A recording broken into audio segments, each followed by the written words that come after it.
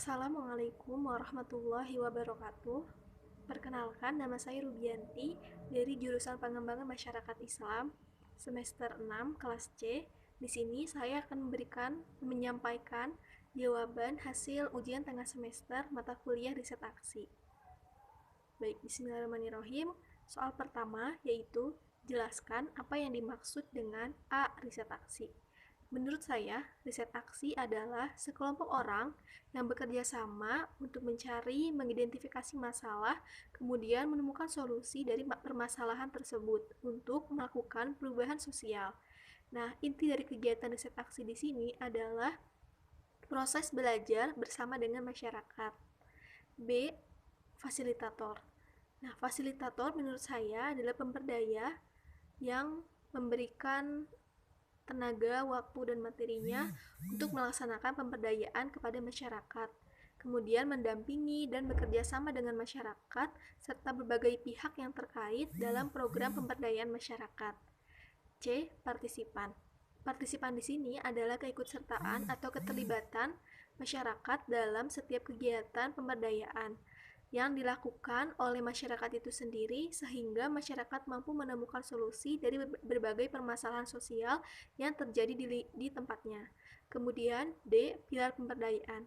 Pilar pemberdayaan itu ada 4. Yang pertama adalah berpusat pada masyarakat, karena masyarakat di sini adalah inti yang akan menemukan solusi dan mencari solusi dari masalah yang terjadi di masyarakat itu sendiri. Kemudian yang kedua, dilibatkannya masyarakat. Nah, jadi dari program yang sudah disusun, masyarakatlah yang akan bergerak secara mandiri untuk menemukan solusinya.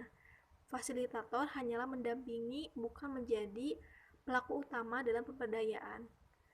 Kemudian yang ketiga, yaitu distribusi tugas. Nah, dari setiap program yang telah disusun, akan ada job desk yang harus dibagi kepada masyarakat. Nah, kenapa harus dibagi? Agar setiap masyarakat terlibat dan mampu mengenal serta memahami secara utuh permasalahan yang ada dan mampu menemukan solusinya bersama. Dan yang terakhir yaitu berkelanjutan. Nah, dari program yang telah disusun, itu setelah selesai sudah saja, tapi program-program tersebut baiknya dilanjutkan ya, jadi berkelanjutan, sustainable, agar manfaatnya pun bisa terus berlanjut dan bisa regenerasi oleh angkatan berikutnya.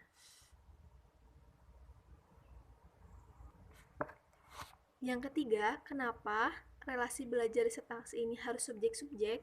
Nah, dalam riset aksi ini, penyusunan program dan kebijaksanaan perlulah mempertimbangkan partisipan, yaitu subjek-subjeknya adalah yang akan diteliti. Nah, agar mereka lebih mampu memperoleh keadilan sosial dan kepercayaan diri dalam setiap program yang akan dilakukan.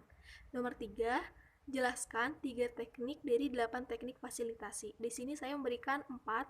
Yang pertama yaitu teknik 5W1H. Jadi dari 5W1H ini adalah pertanyaan-pertanyaan yang akan diajukan kepada masyarakat agar setiap permasalahan didapatkan solusinya. Kemudian teknik mendengarkan dan bertanya atau komunikasi. Nah, jadi fasilitator atau pemberdaya haruslah berkomunikasi dengan masyarakat, menanyakan apa permasalahannya, kemudian mencari solusinya bersama dengan masyarakat. Nah, mungkin saat itu pun juga akan ada konsultasi dari masyarakat bagaimana baiknya solusi terbaik untuk permasalahan yang terjadi di masyarakat tersebut. Kemudian teknik yang ketiga yaitu membangun kesepakatan atau kesimpulan bersama.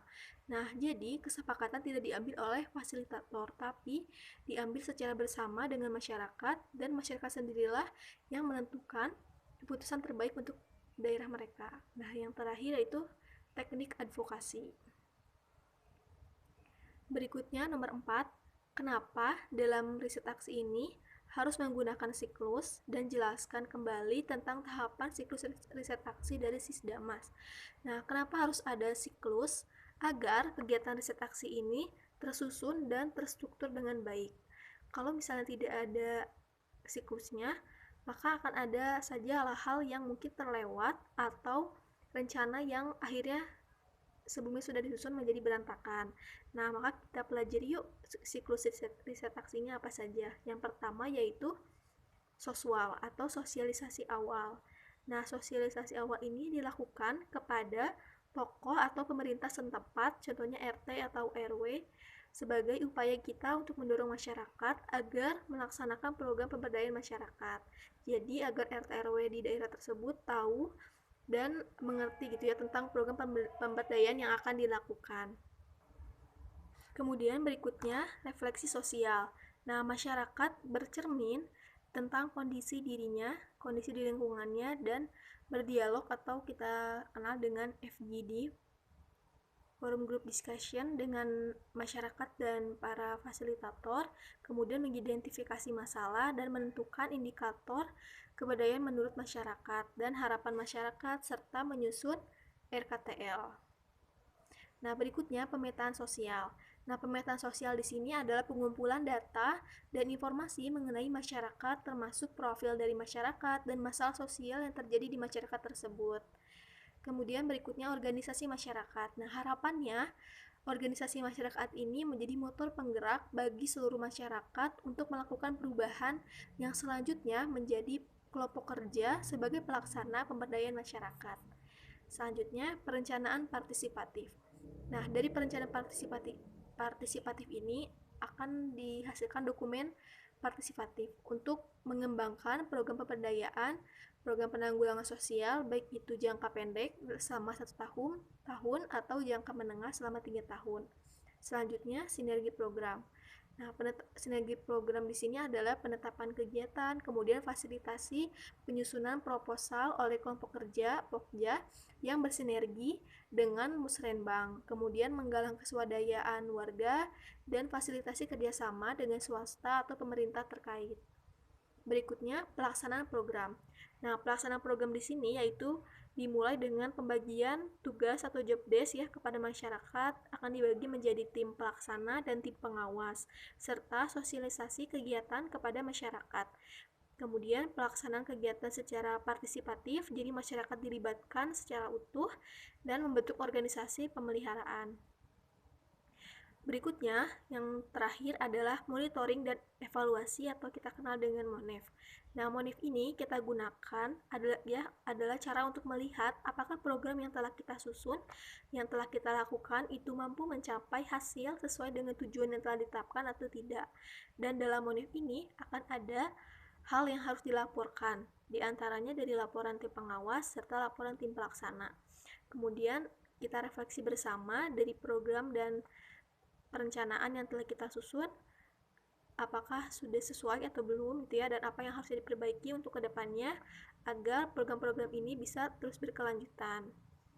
Nah, itu mungkin jawaban dari saya dari UTS mata kuliah riset aksi. Terima kasih banyak atas perhatiannya, mohon maaf atas segala kekurangan. Assalamualaikum warahmatullahi wabarakatuh.